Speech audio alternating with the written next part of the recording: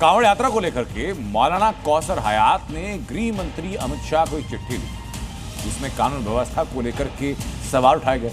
और कौसर हयात का दावा यह कि कांवड़ियों से लोगों को खतरा है और सीधे सीधे उत्तर प्रदेश पुलिस पर आरोप लगाया और कहा कि कांवड़ियों की गुंडागर्दी पर उत्तर प्रदेश पुलिस आंखें बंद कर लेती है।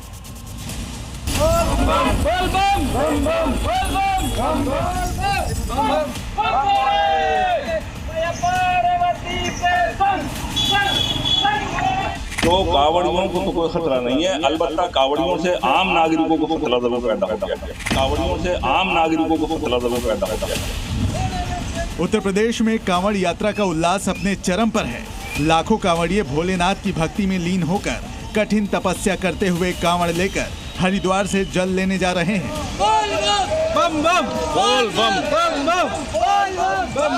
लेकिन कांवड़ की इस आस्था पर अब एक मौलाना का जहरीला बयान सामने आया है, जिसने एक बार फिर देश में धार्मिक सौहार्द के नाम पर नफरत फैलाने की कोशिश की है। कांवड़ियों से आम नागरिकों को खतरा जरूर पैदा हो गया है। उत्तराखंड के अंदर हरिद्वार और हरिद्वार से आगे चल के रुड़की और रुड़की से आगे चल के मुजफ्फरनगर और मेरठ के अंदर जो उत्पात मचाया जा रहा है, अब तक कई गाड़ियां तोड़ी जा चुकी हैं, कई मोटरसाइकिलें तोड़ी जा चुकी हैं अब तक, और ई रिक्शा तोड़े जा चुके हैं, और उसके अलावा होटलों को कई को उजाड़ा जा चुका है, जिसमें हिंदुओं के भी होटल हैं, उनको उजाड़ा जा चुका है और एक ऐसा उत्पात मचाया हुआ है।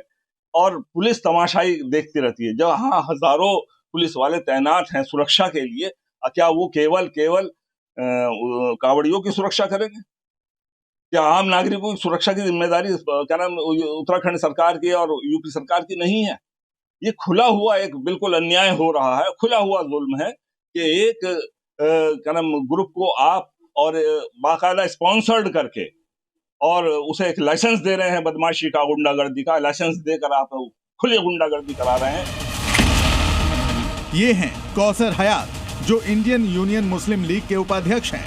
इन्होंने इसी मुद्दे पर गृह मंत्री अमित शाह को लेटर लिखा है।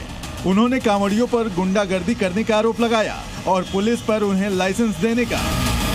मुसलमानों के लिए सारे कानून बने हुए हैं, क्या औरों को इस तरह खुली छूट दी जा रही है? ये देश के अंदर आप एक तरह से अराजकता, लाकानूनियत पैदा कर रहे हैं और इस तरह से ये देश का नुकसान हो रहा है। मुसलमानों का नुकसान नहीं हो रहा, देश का नुकसान हो रहा है। जिस तरह आपने सड़कें बंद कर दी, मुख्य मार्ग सारे बंद कर दिए, एक तरफ आप 15 मिनट नमाज पढ़ने के लिए क्या नाम सड़क नहीं दे सकते, सड़कों पे नमाज आपने बैन कर दी, जबकि सड़कों पर नमाज हम सिर्फ ईदगाह या मस्जिदों के अंदर जगह की कमी की वजह से हम सड़कों तक आते हैं।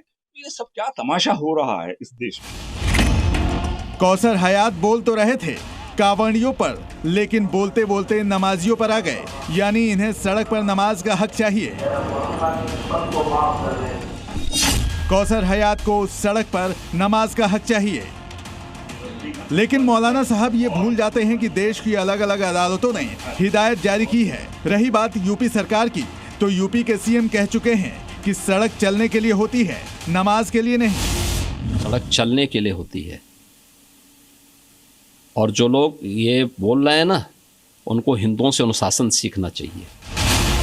जहां तक बात कांवड़ियों की है, तो योगी आदित्यनाथ पहले भी बता चुके हैं कि कांवड़ यात्रा में बाधा बर्दाश्त नहीं होगी। मौलाना साहब को ये बात भी समझनी चाहिए कि कांवड़ यात्रा साल में सिर्फ एक बार होती है, और वो भी संगठित रूप से प्रशासन की निगरानी में श्रद्धा और अनुशासन के साथ। कांवड़ यात्रा कोई हफ्तावार आयोजन नहीं है, ये महीनों की तैयारी और धार्मिक आस्था का सैलाब है। ब्यूरो रिपोर्ट, जी मीडिया। बात कांवड़ियों से ज्यादा मौलाना कौसर हयात की मंशा पर भी है। मौलाना ने कुछ सवाल खड़े किए, तो कुछ सवाल मौलाना कौसर हयात से भी हैं। क्या मौलाना चाहते हैं कि नमाज के लिए हर शुक्रवार को शिविर लगाया जाए? क्योंकि कांवड़ यात्रा में यही होता है, जगह जगह शिविर लगाए जाते हैं। क्या मौलाना कौसर हयात ये बताएंगे क्या हर हफ्ते सड़कें बंद होनी चाहिए, हजारों जवान तैनात होने चाहिए, सिर्फ इसीलिए कि 15 मिनट की नमाज सड़कों पर हो सके, और भी हर हफ्ते हो सके? क्या नमाज की आड़ में हर हफ्ते सार्वजनिक जगहों को धार्मिक प्रदर्शन का मंच बना देना चाहिए? और अगर कांवड़ यात्रा साल में एक बार सड़क पर होती है, तो क्या अब हर शुक्रवार को सड़कों पर कब्जा किया जाना चाहिए, या हर शुक्रवार को सड़कों पर नमाज होनी चाहिए?